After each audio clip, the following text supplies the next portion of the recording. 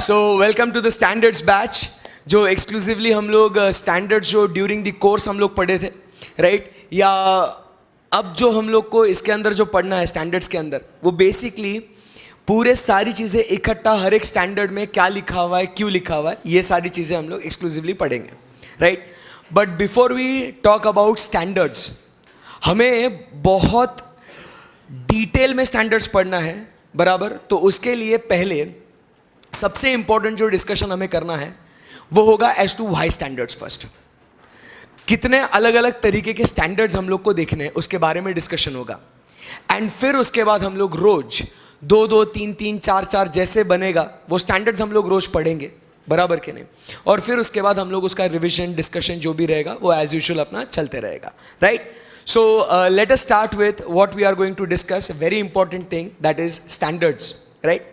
सो दोस्तों, जब हम लोग स्टैंडर्ड्स की बात करते हैं ना, एकदम ध्यान से मन लगा के सुनते रहना। अभी पहले मैं लिखूंगा, समझाऊंगा, उसके बाद आपकी इच्छा होगी तो बाद में आप लिखेंगे इसको, ठीक है? सो अब जब हम लोग स्टैंडर्ड्स की बात कर रहे हैं ना, तो स्टैंडर्ड्स ये कब एप्लीकेबल होते हैं, कौन से तरीके के स्टैंडर्ड्स होते हैं, let us try to discuss. अब जैसे हम लोग कहे ना दोस्तों, स्टैंडर्ड्स की बात कर रहे हैं, तो यहां पे सबसे पहले हम लोग बात करेंगे अबाउट वन प्रैक्टिशनर की। किसकी बात करेंगे? अबाउट वन प्रैक्टिशनर, ठीक है ना? सो यहाँ पे प्रैक्टिशनर के जगह हम लोग लिख देते हैं यहाँ पे, let us right about a chartered accountant who is in what? Practice, बराबर? एकदम अभी मन लगा के ध्यान से सुनते रहना। एक चार्टर्ड अकाउंटेंट इन प्रैक्टिस, उसकी हम लोग बात करते हैं। और ये जो चार्टर्ड अकाउंटेंट जो है ना बच्चों, ये दो टाइप के सर्विसेज प्रोवाइड करता है। कौन से दो टाइप के सर्विसेज है ये? ध्यान से सुनना। एक ऐसे सर्विसेज की बात कर रहे हैं जहां पे वो अश्योरेंस प्रोवाइड कर रहा है, that is he is providing which type of services? So he is providing the assurance services. And एक दूसरे टाइप की सर्विसेज होगी, ऑब्वियसली वो कौन सी होगी? Non assurance providing services, non assurance services. Sir अब ये होता क्या है, एकदम समझने की कोशिश करना अच्छे से। Assurance services, non assurance services. Assurance services मतलब कुछ ऐसा वो काम करेगा जिससे वो लोगों का कॉन्फिडेंस बढ़ाएगा। ऐसा काम करने से अगर सामने वाले का कॉन्फिडेंस बढ़ता है तो हम उस काम को क्या नाम देंगे? Assurance services. That work where the confidence of the third party is increased, that type of assignment, that type of work is called as what? The assurance services. And the non assurance service is very simple, where no assurance is increased, it is called as what? Non assurance services. आई बात समझ में? Yes. अब sir ये assurance services में होता क्या है? Try to understand. सबसे पहले there is what? A responsible party. कौन है बच्चों? A responsible party. जैसे हम लोग बात करते हैं मैनेजमेंट की, किसकी बात करते हैं? मैनेजमेंट की। So management is the one who is responsible for preparation of financial statements, और as a matter of fact any of the work in respect to which the entity is suppose to do, it is done by who? Management. अब ये जो responsible party है जो ये documents बनाता है, ये बनाते हैं, तो वो जो काम बनाते हैं उसको हम लोग कहते हैं as what? The subject matter. So responsible party क्या बनाएगा? सब्जेक्ट मैटर बनाएगा। ये सब्जेक्ट मैटर दोस्तों ये किन के लिए बनाते हैं? सो ये बनाते हैं टुवर्ड्स द इंटेंडेड यूजर्स। इसका लाभ लेने वाले बहुत सारे उपभोक्ता होते हैं। इन्वेस्टर्स होते हैं, क्रेडिटर्स होते हैं, बैंकर्स होते हैं, गवर्नमेंट होते हैं, फाइनेंशियल एनालिस्ट होते हैं, अलग अलग इंटेंडेड यूजर्स होते हैं। अब आप बात को समझने की कोशिश करना, जो काम रिस्पॉन्सिबल पार्टी ने बनाया वो कौन सा काम था? Subject matter. और ये सब्जेक्ट मैटर किसके लिए बनाया? इंटेंडेड यूजर्स के लिए। अब दोस्तों मुझे एक बात बताओ कि डायरेक्टली जो काम रिस्पॉन्सिबल पार्टी ने बनाया, क्या डायरेक्टली वो इंटेंडेड यूजर्स को दे देंगे? तो क्या इंटेंडेड यूजर्स का भरोसा रहेगा क्या उस सब्जेक्ट मैटर के ऊपर? क्या वो कॉन्फिडेंस से रख सकते हैं क्या कि भाई जो रिस्पॉन्सिबल पार्टी ने काम किया ना, 1 नंबर, चलो भरोसा रखते हैं इसके ऊपर? नहीं। सो इसके लिए हमें यहां पे हम बुलाते हैं किसको? सो ये सब्जेक्ट मैटर हम देते हैं एक प्रैक्टिशनर को। किसको देते हैं हम लोग? ये जो सब्जेक्ट मैटर है, ये सब्जेक्ट मैटर हम लोग देते हैं एक प्रैक्टिशनर को। प्रैक्टिशनर क्या करता है मालूम है आपको?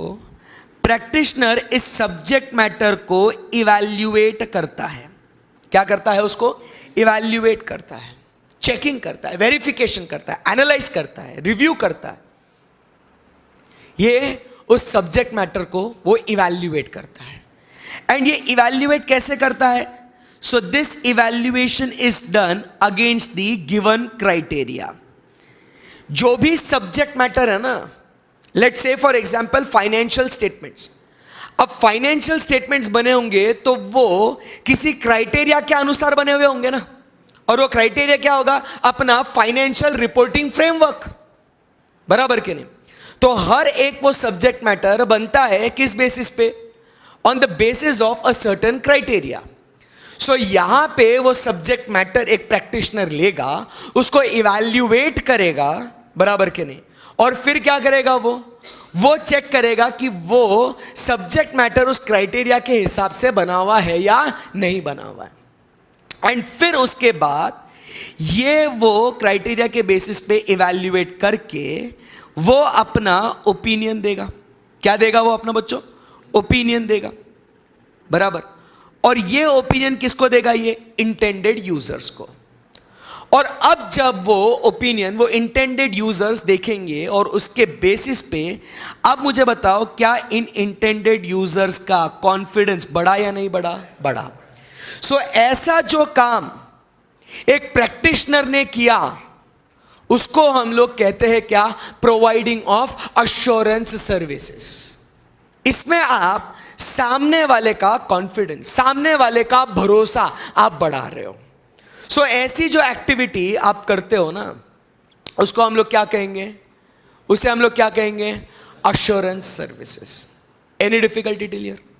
बोलो, इजी एकदम? यस। सो अब यहां से आगे बढ़ते हैं। अब ये जो अश्योरेंस सर्विसेज है ना, ध्यान से सुनना। अब ये जो अश्योरेंस सर्विसेज समझ में आया आपको कि जिस पे आप भरोसा दे रहे हैं। अब यहां पे non assurance services. Non assurance services मतलब कौन सा काम? जैसे एग्जाम्पल के लिए अकाउंट राइटिंग। कौन सा काम बोला? Account writing.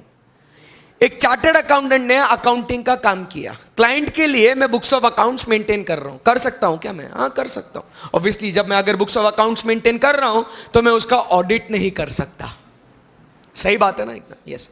But if a client ask me कि सर आप हमारे लिए अकाउंट राइटिंग का काम करेंगे क्या? मैं कर सकता हूं क्या? हाँ। होल्डिंग सब्सिडरी कंपनीज के फाइनेंशियल स्टेटमेंट्स को कंपाइल करना, कंसोलिडेट करना, यह भी काम मैं करके दे सकता हूं क्या उनको? कंपाइलेशन का काम। यस। मैं टैक्सेशन मैटर्स को टैक्स रिप्रेजेंटेशंस, क्या मैं ये टैक्स रिप्रेजेंटेशंस भी दे सकता हूं क्या? इनकम टैक्स के सामने जाके मैं क्लाइंट को रिप्रेजेंटेशन दे सकता हूं क्या? मैं प्रेजेंट कर सकता हूं क्या? नहीं। हाँ। तो ये सब जो काम, एग्जाम्पल्स फोकस करना, ये जो भी काम मैं कर रहा हूं, क्या इसमें कहीं पे भी मैं क्लाइंट का या कहीं पे भी इंटेंडेड यूजर का, थर्ड पार्टी का अश्योरेंस बढ़ा रहा हूं क्या मैं? अब जैसे आपका, आप कंपनी हो, आप एंटिटी हो कोई, आपका मैंने बुक्स ऑफ अकाउंट्स मेंटेन किए। सो क्या जो थर्ड पार्टी है, क्या उसका कॉन्फिडेंस बढ़ जाएगा क्या? अरे सीए ने अकाउंटिंग किया है? नो। सीए अकाउंटिंग करे या कोई और अकाउंटिंग करे, एरर्स तो सबसे होने हैं, बराबर के नहीं? मैं अगर इनकम टैक्स के सामने आपको रिप्रेजेंट कर रहा हूं तो क्या वो जो इनकम टैक्स ऑफिसर है, क्या उसका अश्योरेंस बढ़ जाएगा क्या? अरे सीए आ गया है रिप्रेजेंटेशन के लिए? नहीं। सो यहां पे हम लोग कोई भी अश्योरेंस प्रोवाइड नहीं कर रहे हैं। सो ये टाइप के जो सर्विसेज होते हैं, इसको अपन क्या कहते हैं? बोलो ना, नॉन अश्योरेंस सर्विसेज। आई बात समझ में आपको? बोलो यस और नो? यस। इसमें हम लोग कहीं पे भी सामने वाले का भरोसा बढ़ाते नहीं है। आई बात समझ में? यस। ध्यान में रखना, यहां पे जो इंटेंडेड यूजर है ना, इंटेंडेड यूजर, ये मैनेजमेंट को छोड़ के, मैनेजमेंट का भरोसा नहीं बढ़ा रहे अपन, other than the responsible party. Okay okay. So अब यहां पे दो टाइप का जो अपना काम है वो आपको समझ में आ गया. See, before we start with the standards, the basic of standards need to be there in your head. Next level पे पढ़ना है. सो दो टाइप के काम अपन करते हैं. वो कौन से है? वो एक है अश्योरेंस सर्विसेज और दूसरा है नॉन अश्योरेंस सर्विसेज. अश्योरेंस आपको समझ में आया कि responsible party prepares a subject matter which is evaluated by the practitioner against a given criteria and then he expresses an opinion which is used by the intended user so that their assurance is increased. आई बात समझ में? Non assurance is no such activity is done. आई बात समझ में आपको? बोलो यस और नो. यस. अब यहां पे जब हम लोग अश्योरेंस सर्विसेज की बात करते हैं, ध्यान से सुनिएगा. अभी जब हम लोग यहां पे अश्योरेंस सर्विसेज की बात करते हैं, सो इसको आप दो हिस्सों में डिवाइड करेंगे, बराबर के नहीं? सो यहां पे हम लोग जो बात करेंगे ऑन जो अश्योरेंस सर्विसेज हम लोग प्रोवाइड करते हैं, सो वो कहां पे प्रोवाइड करते हैं? So one we provide it on historical financial statements. किसके ऊपर प्रोवाइड करेंगे बच्चों? On historical financial statements. मैं बाद में लिखने का मौका दूंगा आपको, आप आराम से अभी इसको समझिएगा. So one we provide it where on the historical financial statements and other is क्या बोलेंगे? Other than historical financial statements. ठीक है ना? सो यहां पे हम लोग ने दो हिस्से कर लिए. कौन से है वो? On historical financial statements and other than historical financial statements. Sir, now what is historical financial statements? Financial statements which are already prepared and presented to you, बराबर क्या नहीं? ऑलरेडी बने हुए हैं. So those are called as what? The historical financial statements. Other than historical financial statements मतलब क्या? जैसे आपने प्रोजेक्ट रिपोर्ट सुने होंगे, प्रोजेक्शन सुने होंगे, बराबर कि नहीं? फ्यूचरिस्टिक फाइनेंशियल स्टेटमेंट्स और reports other than financials, historical financial statements. दो बातें, बराबर. और यहां पे अब हम लोग को कहानी आगे बढ़ानी है. यहां से any difficulty till year, step by step body के अंदर जाने देना कॉन्सेप्ट को. चार्ट बनते जाएगा, कॉन्सेप्ट इलैबोरेट होते जाएगा. ये इंट्रोडक्शन कहीं पे आपको बुक में नहीं मिलेगा, इसके लिए बहुत इंपॉर्टेंट है, इसको सुनना. ठीक है? सो यहां पे मेरे दोस्तों अश्योरेंस सर्विसेज, बराबर के नहीं, हम लोग दो टाइप के सब्जेक्ट मैटर के ऊपर देते हैं. वो कौन से दो है? On historical financial statements and other than historical financial statements. Any difficulty till here? No. अब यहां पे we talk about is the type of assurance we give. किसकी बात करेंगे अभी अपन? टाइप ऑफ अश्योरेंस की बात करेंगे. So on historical financial statements we give two types of assurance services. एक जो टाइप ऑफ अश्योरेंस है, it is what? Not absolute but providing what? Reasonable assurance. So ये एक टाइप का अश्योरेंस है. Not absolute. एब्सोल्यूट मतलब क्या? 100%. सो हमें ये जब स्टैंडर्ड्स का लेक्चर आप देख रहे हो ना, सो ये लेक्चर्स को जानने के लिए, समझने के लिए पहले आपको अपना बेसिक ऑडिट का नॉलेज होना चाहिए जो अपन ने चैप्टर्स में ले लिया है. और अब इसके बेसिस पे हम लोग डिस्कशन करते हैं कि कभी भी ऑडिटर क्या एब्सोल्यूट लेवल का अश्योरेंस प्रोवाइड कर सकता है क्या? Never. He can never provide what? An absolute level of assurance. क्योंकि कुछ भी हो जाए, कहीं ना कहीं कुछ ना गड़बड़ तो हो ही जाएगी, बराबर कि नहीं? That is to say audit risk can never be reduce to zero, बराबर? यस और no? Yes. So therefore auditor can never express true and correct view, but he will always express what? True and fair view. So he can give what? A reasonable assurance. So ये एक type का काम है. और दूसरा जो है वो क्या कहता है कि it is what? Reasonable assurance, not reasonable assurance, but कौन सा? But moderate assurance. Absolute नहीं रहे, absolute थोड़ी दे सकते, कुछ भी बोल रहे हैं. But moderate level of assurance. कैसा लेवल का अश्योरेंस? मॉडरेट लेवल का. अब सर ये क्या फंडा है? सो देखना, there are different levels of assurance we provide. So एक जो है ना, ध्यान से सुनिएगा, एक जो है एब्सोल्यूट लेवल का, एकदम टॉप लेवल पे. सो कभी भी हम लोग 100% अश्योरेंस दे सकते हैं क्या? नहीं. सो इसको तो छोड़ ही दो. नीचे आते हैं थोड़ा रीजनेबल लेवल का, जहां हम लोग कहते हैं ना हर बार कि the financial statement should be free from material misstatements. So वो रीजनेबल लेवल का अश्योरेंस हो. कभी कभी हम लोग को सिर्फ रिव्यू करना पड़ता है, सिर्फ देखना पड़ता है जैसा जैसा बोला था वैसा वैसा है कि नहीं है. एक सिंपल एग्जांपल मैं देता हूं आपको, ये दोनों कॉन्सेप्ट आपको समझने के लिए. See try to understand when we talk about accounting standard 18. किसके बारे में बात कर रहे हैं? Accounting standard 18. सी उसके अंदर हम लोग बात करते हैं अबाउट रिलेटेड पार्टीज.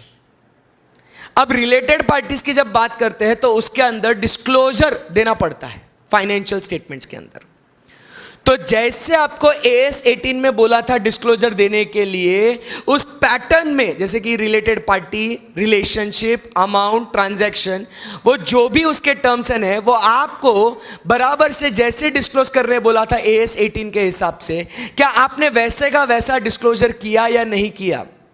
जब एक ऑडिटर सिर्फ वो चेक करता है ना, तो वो कहता है कि I am just providing what a limited assurance, not a reasonable assurance but what limited assurance. मैं एक मॉडरेट लेवल का अश्योरेंस प्रोवाइड कर रहा हूं, not high level of assurance. Absolute तो छोड़ ही दो, बराबर के नहीं. बट अब यहां पे आपको जैसा डिस्क्लोजर करना था वैसा तो आपने किया, बट जो भी आपने डिस्क्लोजर किया उसके अंदर कहीं कुछ मटेरियल मिसस्टेटमेंट तो नहीं है ना, उसको चेक करना is giving what a reasonable assurance. आई बात समझ में आपको? बोलो यस और no? Yes. So reasonable assurance is what a high level of assurance but not absolute. And दूसरा जो टाइप ऑफ अश्योरेंस है वो मॉडरेट लेवल का अश्योरेंस है, which is lower than what the reasonable assurance. आई बात समझ में आपको? सो ऐसे दो टाइप के अश्योरेंस होते हैं. एक एकदम ऊपर वाला वो नहीं दे सकते, उसके नीचे है रीजनेबल, उसके नीचे है क्या? मॉडरेट.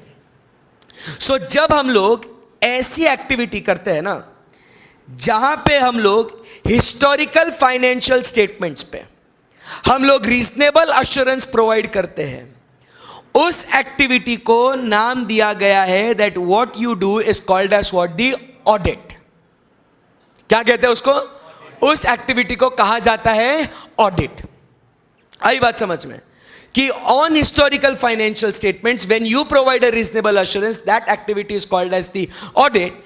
एंड उस समय पे जो स्टैंडर्ड्स हम लोग को एप्लीकेबल होंगे that will be standards on auditing. आई बात समझ में? First we need to understand when which standards are applicable.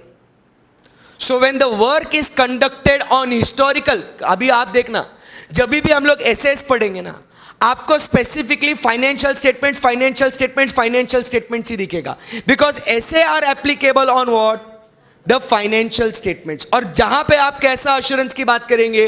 Reasonable assurance की. तो भैया आप SS की बात कर रहे हो क्योंकि आप तभी ऑडिट कर रहे हो. So understood. ऐसे कब एप्लीकेबल होगा? ये बेस है. SS कब एप्लीकेबल होते हैं? आई बात समझ में आपको? सो when the activity is performed on historical financial statements where you are providing what? Reasonable assurance, that activity is called as the audit. And at that point of time the standards applicable are standards on auditing. आई बात समझ में आपको? बोलो yes or no? Yes. अब यहां पे आगे बढ़ते हैं. स्टैंडर्ड्स ऑन ऑडिटिंग होने के बाद जब आप किसी एरिया पे reasonable assurance provide, historical financial statements पे, बराबर के नहीं, आप क्या कर रहे हो?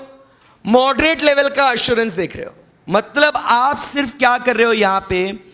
आप किसी एरिया का बराबर से कामकाज हुआ है या नहीं हुआ है, आप सिर्फ उसे क्या देखते हो? आप सिर्फ उसे रिव्यू करते हो कि जैसा बोला गया था वैसा हुआ है या नहीं, सिर्फ उसके रिक्वायरमेंट्स मैच होते हैं या नहीं होते. जब वो चीज आप चेक करते हो उसको बोलते हो आपकी एक्टिविटी एज रिव्यू एंगेजमेंट्स.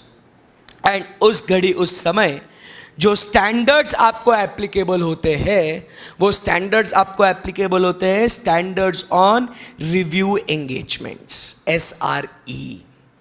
समझ रहे कौन से स्टैंडर्ड्स कब एप्लीकेबल कराना है अपने को? सो जब आप मॉडरेट लेवल का अश्योरेंस प्रोवाइड करते हो उस टाइम पे आपको क्या मिलता है? क्या मिलता है आपको? Standards on review engagements. आई बात समझ में आपको? यस। अब हम बात करेंगे other than historical financial statements. Project reports की बात हो गई। कभी कभी मैं क्लाइंट को इंटरनल कंट्रोल चेक करके भी बोलता हूं कि इंटरनल कंट्रोल अच्छा है या नहीं है। अरे बोलो yes sir. So internal control पे चेक करके मैं उनको अश्योरेंस दे रहा हूं ना कि इंटरनल कंट्रोल अच्छे है या नहीं। तो भाई इंटरनल कंट्रोल क्या फाइनेंशियल स्टेटमेंट्स का पार्ट है क्या? Internal control is not the part of financial statements. कैसा यस बोलते? नहीं है ना। मैं इंटरनल कंट्रोल चेक करके मैं क्लाइंट को बोलता हूं कि देखो आपके इंटरनल कंट्रोल अच्छे है या नहीं है। So the work I am doing is on other than historical financial statements. बोलो यस और नो। और यहां पे भी जो टाइप ऑफ अश्योरेंस मैं प्रोवाइड करूंगा विल बी नॉट रीजनेबल, ठीक है ना? Will be what? Not reasonable, but obviously कैसा होगा? Will be of moderate level का अश्योरेंस। कैसा होगा? Moderate level of assurance. और अब यहां पे when other than financial statements मैं काम करता हूं और उस पे भी मैं एक मॉडरेट लेवल का अश्योरेंस प्रोवाइड करता हूं, सो वो जो एक्टिविटी मैं करता हूं उसे अपन कहते हैं only called as what? The assurance engagements. और उस घड़ी उस समय जो स्टैंडर्ड्स एप्लीकेबल होते हैं वो होते हैं standards on assurance engagements. There are different standards. Standards मतलब सिर्फ स्टैंडर्ड्स ऑन ऑडिटिंग नहीं होते, ये बेस अपना क्लियर होना बहुत जरूरी है। So there are standards on auditing which is applicable at different point of time. There is standard on review engagements. There is standards on what? Assurance engagement. अलग अलग टाइप पे अलग अलग स्टैंडर्ड लगते हैं। आई क्या बात समझ में आपको? बोलो यस और नो? यस। एंड फिर उसके बाद अभी तो एक और बच्चा बाकी है ना इधर, बराबर के नहीं? सो यहां पे जहां अकाउंटिंग वगैरह ऐसे करते हैं, सो भाई यहां पे हम लोग किसी प्रकार का अश्योरेंस प्रोवाइड करते हैं क्या? नो। सो यहां पे देयर इज नो अश्योरेंस। हम लोग यहां पे ऑब्वियसली कोई कॉन्फिडेंस बढ़ाते नहीं, क्योंकि अगर कॉन्फिडेंस बढ़ाते तो वो अश्योरेंस एंगेजमेंट में आ जाता ना, बराबर के नहीं? So here this is what only the एक चार्टर्ड अकाउंटेंट बस क्या करता है भाई कि भाई चलो मेरे को ये आता है काम करने के लिए, so this are the related services I provide. And therefore, the standards applicable over here is standard on related services, SRS. आई बात समझ में आपको? सो ऐसे अपने जीवन में अपने को अलग अलग टाइप के स्टैंडर्ड्स मिलते हैं। We need to know when which standards gets applicable. And जब MCQ में पूछेंगे यहाँ पे ऐसे SRE, SAE, SRS क्या एप्लीकेबल होगा, वी नीड टू नो। आई बात समझ में? ये बेसिक है, आपको मालूम होना चाहिए। Go from the scratch. आई बात समझ में आपको? Very good. सो यहां पे आपको दिख रहा है कि this is what is the entire structure of the standards. आई बात समझ में? बोलो यस और no? Yes. So when the work is conducted on historical financial statements where you have to provide a reasonable level of assurance, that type which standards are applicable? Standards on auditing. On other than on historical financial statements, when you provide a moderate level of assurance, you are just doing a review. That point of time, standard on review engagements are applicable. On other than historical financial statements, you are just providing what? An assurance services. That point of time, what is applicable? Standards on assurance engagements. And when you are just providing related services, no assurance is provided, that point of time we are giving what? Only the related services. Standards कौन से applicable होंगे? Standards on related services. बराबर के नहीं? अब यहां पे मेरे प्यारे दोस्तों, आप कोई भी काम करो, कैसे भी काम करो, हम बस क्या चाहेंगे कि आपके काम में क्या होना जरूरी है? Quality. Whether you are providing the audit services, review services, assurance services or related services, doesn't matter. What matters is that your work should have what? Quality. And therefore सारे काम काज के ऊपर एक और स्टैंडर्ड्स एप्लीकेबल होते हैं. वो कौन सा है? अपना standard on quality controls, SQC. So ये next type of standard on quality control. आई बात समझ में आपको? बोलो यस और नो? यस. और अब यहां पे हम लोग फिर आगे बढ़ सकते हैं क्या यहां से? Step by step. ठंडा करके खाओ बेटा, सबर का फल मीठा रहेगा. ध्यान से सुनना. पहले let me complete the entire framework, what exactly the standards are made up of. Then I will tell you what is applicable to you and what is not applicable. ठीक है ना? सो यहां तक आपको समझ में आया कि कौन से घड़ी कौन सा स्टैंडर्ड एप्लीकेबल होगा? बोलो यस और नो? यस. सो जब हम लोग बात करेंगे स्टैंडर्ड्स की, so as we all know that there are numbers also attached to standards. बराबर क्या नहीं? सो ये जो नंबर है, ये कोडिफिकेशन है, ये यूनिवर्सल है. ये स्टैंडर्ड्स का नॉलेज ये यूनिवर्सल है. मतलब आप इस स्टैंडर्ड्स के नॉलेज में कोई भी इंटरनेशनल डिग्री आप हासिल कर सकते हो where audit is concern, CPA हो. बराबर के नहीं? आप ये स्टैंडर्ड्स का नॉलेज यूनिवर्सली सेम. बराबर के नहीं? सेम, एकदम सेम. बराबर.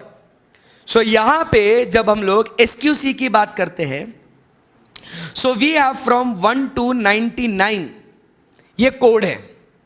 और SQC सिर्फ एक ही है अभी तक. Standard on quality control only one we have. बराबर कि नहीं? अभी तक नहीं है बाकी कुछ भी. बट जो भी आगे जिंदगी में स्टैंडर्ड ऑन क्वालिटी कंट्रोल आएगा तो वो 1 to 99 के बीच में नंबर होगा उसका. अभी सिर्फ क्या है? SQC 1. आई बात समझ में आपको? बोलो यस और नो? यस. फिर उसके बाद SS की बात करें तो इसकी सीरीज है फ्रॉम 100 to 899. ठीक है? ये स्टैंडर्ड्स की सीरीज है. जरूरी नहीं है सारे 899 तक हो. ठीक है ना? बट ये कोडिफिकेशन है. When the standards on audit come, that is when it is in respect to कोई भी काम, when it is in respect to historical financial statement where it is expected from the practitioner to give a reasonable assurance, तो जो भी standard आएगा वो 100 to 899 के बीच में आएगा. आई बात समझ में आपको? 100 to 899. फिर उसके बाद जब SRE की बात करेंगे, so it will be from 2000 to 2699. अब बोलना नहीं बीच में का कहाँ गया. फिर उसके बाद SAE का आएगा 3000 to 3699. एंड फिर उसके बाद SRS का आएगा 4000 to 4699. सो ऐसा ये इसका यूनिवर्सल कोडिंग है, नंबरिंग है. आई बात समझ में आपको? This is what the entire structure of what the introduction of what the standards. जमा क्या?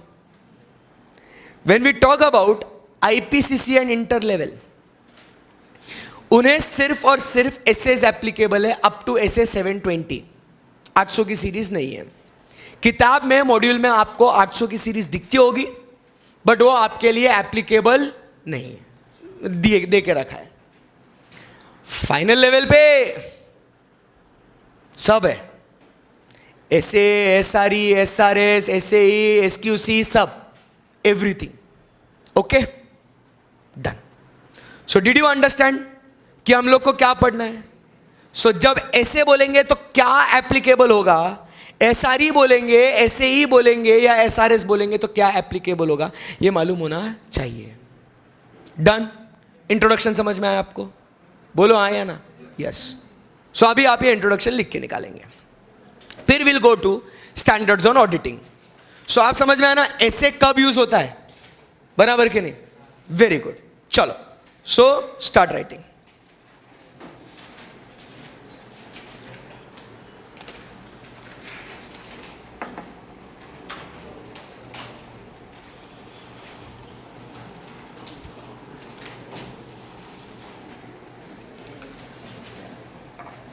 ये जो है ना, इसको 899 तक नहीं है, ये ये 999 तक है, ये 999 तक, 999।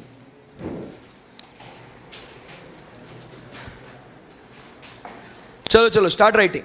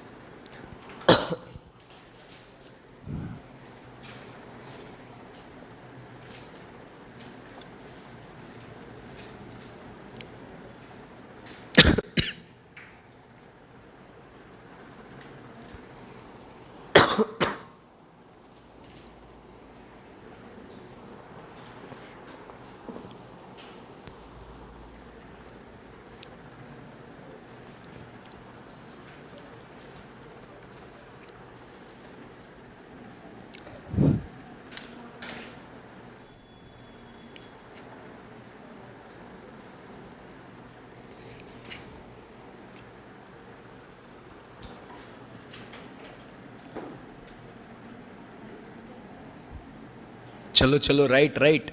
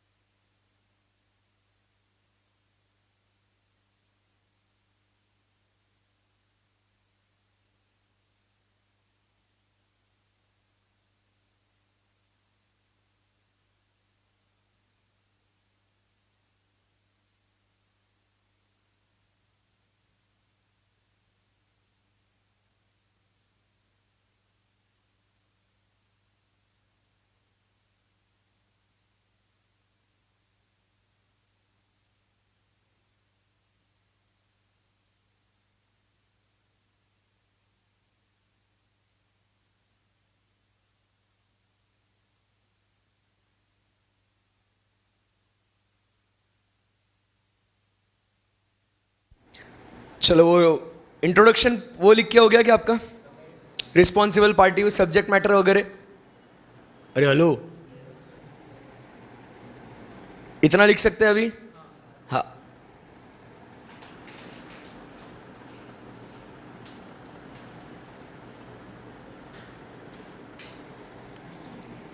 तो ध्यान रखना ये एमसीक्यूज के लिए भी आपको बहुत इंपॉर्टेंट है, हाँ?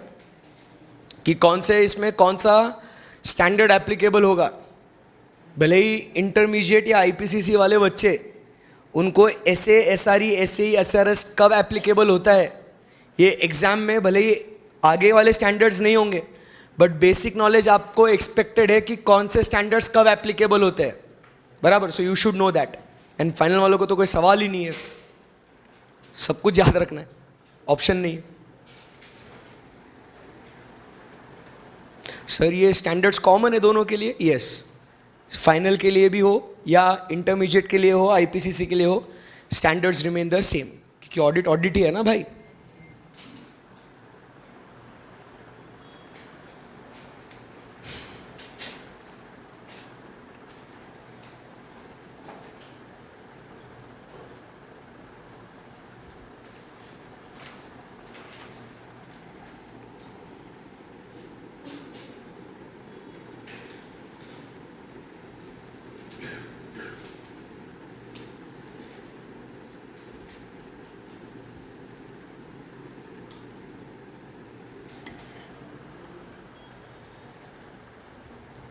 सिर्फ आपको मालूम होना चाहिए high, medium, medium, zero.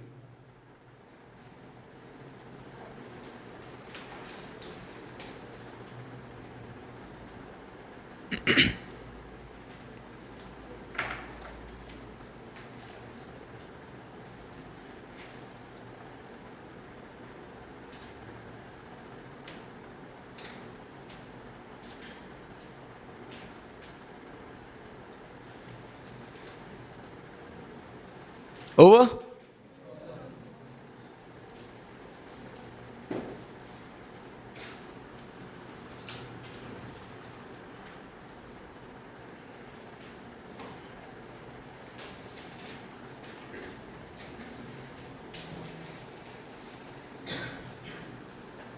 Shall we proceed now? अरे कितना आराम से लिख रहे.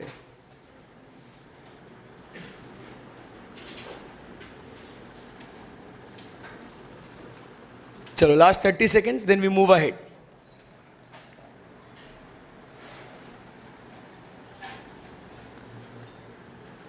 चलो आगे बढ़ू यहां से.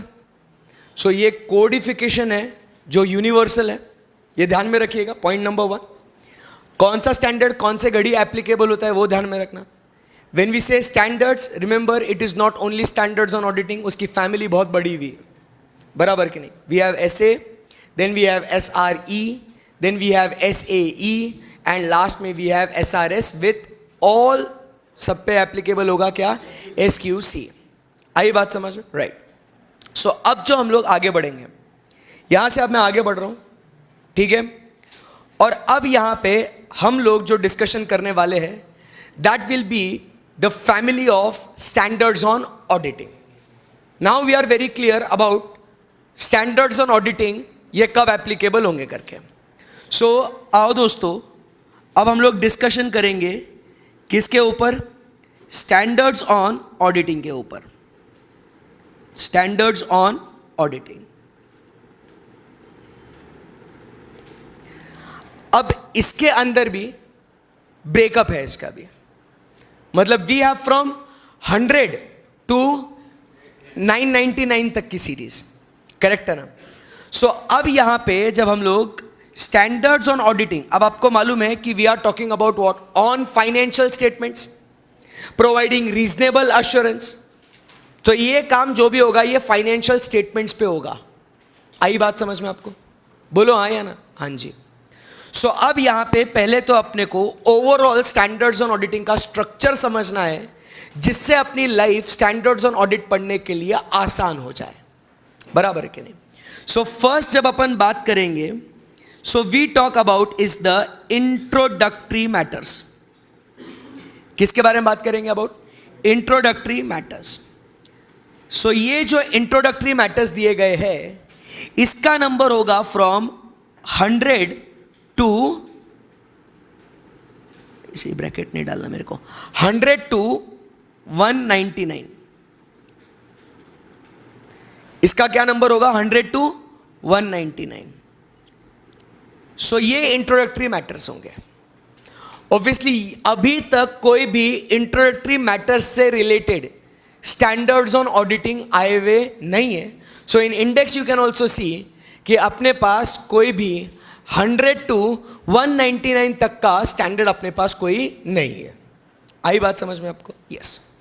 उसके बाद सेकेंड पॉइंट जो अपन बात करेंगे, it is in respect to general principles and responsibilities. General principles and responsibilities.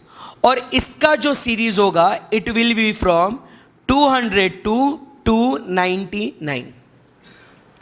इसके अंदर बकायदा, मैं स्टैंडर्ड्स के बुक में आता हूं, इसके अंदर बकायदा आपको दिखेगा कि यहां पे आपको ध्यान से देखना 200 to 299 ये वाला पार्ट, ठीक है ना. सो ये वाला जो पार्ट है ना, ये वाले जो स्टैंडर्ड्स है, इसके ऊपर पूरा पूरा ऑडिटर का, मतलब मैं यूनिक कोडिफिकेशन बता रहा हूं that will help you to remember the standard का नाम और नंबर ऑल्सो. कोड्स है.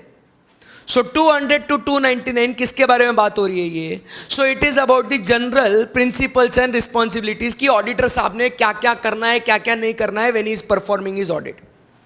मतलब देखो सिंपल सी बात है यार, जब तुम ऑडिट करने जा रहे हो ना, तो भाई पहले ऐसे 200 आपको मिलेगा और ऐसे 200 मिलेगा, आपको बोलेगा ठहरो मेरे को पढ़ो, क्या है तू? तो वो बोलता है when you are performing your audit, your overall objectives क्या होंगे इन एन ऑडिट, मैं आपको बताऊंगा. And you remember you should conduct your audit in accordance with the standards on auditing. ये 200 पहला पॉइंट बोलता है. फिर जब तुम आगे बढ़ते हो, आपको वापस से रोकते, मिलता है आपको रास्ते में 210. वो बोलता है भाई काम शुरू करने के पहले you agree the terms of engagement. फिर तुम आगे काम करने गए तो आपको ऐसे 220 मिलता है. वो बोलता है भाई काम करते समय क्वालिटी भी ध्यान में रखिएगा. अब ध्यान में रखना, क्वालिटी एक एसक्यूसी अपन ने बोला था क्वालिटी से बात करता है, बट जब आप ऐसे 220 पढ़ोगे तो उसमें आपको क्या लिखा हुआ है कि quality control for audit of financial statements. Remember that, because that quality, when we talk about standards on auditing, it is specifically in respect to what financial statements. Remember this. बराबर कि नहीं? It's all about the responsibilities. फिर 230 वो बोलता है भाई तेरी responsibility आ गई, क्या करने का तेरे को? डॉक्यूमेंटेशन मेंटेन करने का है. 240 तेरी responsibility in respect to frauds. 250 you comply with laws and regulation. 260 you communicate with TCWG. 265 you communicate the deficiencies in internal control to the management or those charged with governance. 299 जब joint auditors होंगे तो responsibilities in case of joint auditors. मतलब 200 से लेके 299 तक मेरे दोस्तों, यहां पे आपको बस बोला है कि भाई जब तू ऑडिट करने जाएगा ना, तेरे ऊपर ये जनरल प्रिंसिपल्स एंड रिस्पॉन्सिबिलिटीज लगा रहे हैं हम लोग. आई बात समझ में? बोलो यस और नो? यस, सिंपल सी बात है. फिर हम लोग यहां से नेक्स्ट आगे जाते हैं और फिर अब हम लोग थर्ड पॉइंट जो है अपना, वो बात करेंगे अबाउट क्या? Risk assessment and response to the assessed risk. ये सब बचपन में चैप्टर्स में अपन ने पढ़ा ना, सब आपको याद आएगा. सो अभी थर्ड जो कैटेगरी है अपना, वो बात करता है risk assessment and response to the assessed risk. और इसका जो नंबर है, ये नंबर होगा फ्रॉम 300 to 499. 399 नहीं, 499. सो हमने पढ़ा हुआ है ना रिस्क असेसमेंट. याद करने की कोशिश करो. Control risk, inherent risk, detection risk, उसके बेसिस पे further audit procedure that is test of controls, substantive procedure, test of details. तो ये सारी चीजें इसके अंदर आती है. एंड अब अगर अपन आते हैं और देखते हैं, नेक्स्ट वी टॉक अबाउट कहां पे 300 to कहां तक जाना था अपने को? 499 तक. So that is we have till 450. So you can see कि आपको रिस्क असेसमेंट के लिए पहले प्लानिंग करो. प्लान करने के बाद identifying and assessing the risk of material misstatement through understanding the entity and its environment. Then we talk about 320 materiality in planning the audit, 330 response to those assessed risk. Then we have 402, that is the audit consideration using service organization, and 450 is evaluating the misstatements identified during the audit. That is your response. That is a 450 का series. And then we talk about 500 का series आगे, fourth, that is 500 पूरा ये बात करता है about what, audit evidence. सो ये जाएगा फ्रॉम 500 टू 599. ये पूरा अपना किससे रिलेटेड है, ऑडिट एविडेंस. सो आप अगर देखोगे 500 की सीरीज अपन अभी आगे बढ़े तो, सो पूरा 500 से लेके 580 तक यहां पे आपको दिखेगा audit evidence, specific consideration, external confirmation, initial engagement, analytical procedure, sampling. फिर उसके बाद हम लोग बात करेंगे क्या बोलते हैं 540 we talk about the accounting estimates, 550 related party, 560 subsequent event, 570 going concern, 580 return representation. सब में अपने को ऑडिट एविडेंस लेने का है. This is the 500 series. आई बात समझ में आपको? Then we go ahead and talk about fifth वाला part, that is in respect to using work of others. So ये यहां पे 600 टू 699 तक अपने को यूज होगा. कहां से कहां तक यूज होगा ये, 600 टू 699. ये स्ट्रक्चर, ये कोडिफिकेशन समझना यारो. So here we have only 3 standards, 600, 610 and 620 when you are using the work of others. आई बात समझ में आपको? So that is we talk about, यहां पे आप देखोगे 600 की सीरीज है अपने पास, यहां पे 600, 610, 620 using the work of another auditor, internal auditor and auditors expert. 3 standards इससे रिलेटेड है, ठीक है ना. फिर उसके बाद हम लोग बात करेंगे 6th वाले पॉइंट की, जो होगा in respect of reporting and conclusions. So यहां पे हमारा सीरीज होगा फ्रॉम 700 टू 799, जो हमने क्लास में रेगुलर लेक्चर्स में ऑडिट रिपोर्ट वाले चैप्टर में फिनिश किया है. Audit report, reporting and conclusions. आई बात समझ में आपको? सो पूरा जो 700 का सीरीज है ये आपको यहां पे मिलेगा. 700, 701, 705, 710, आगे जाएंगे 720. आई बात समझ में आपको? सो ये पूरा रिपोर्टिंग के बारे में बात करता है. And then we have 7th वाला स्पेशल कंसीडरेशंस.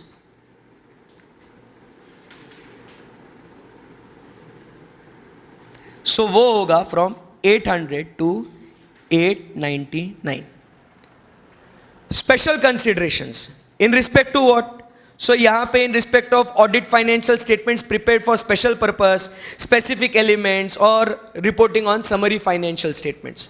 सो ये स्पेशल पर्पस के लिए, ये अलग सीरीज 800 की.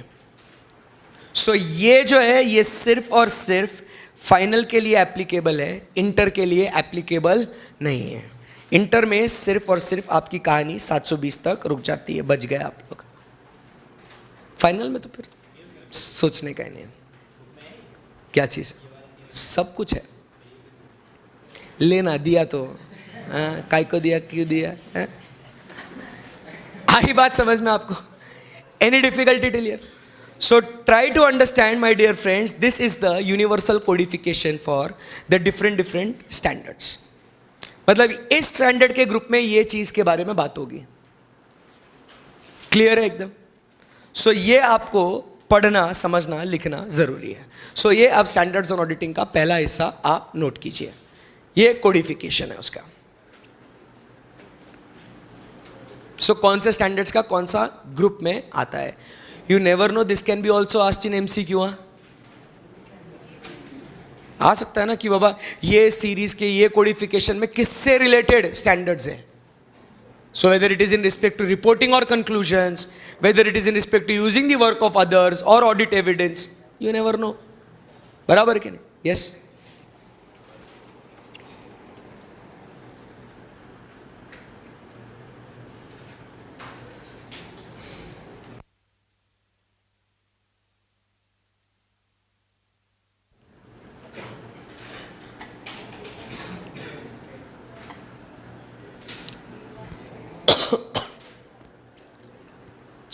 लिखो इसको, फिर अपने को आगे बढ़ना है. फिर ऐसे 200 की सीरीज हम लोग शुरू करेंगे आज.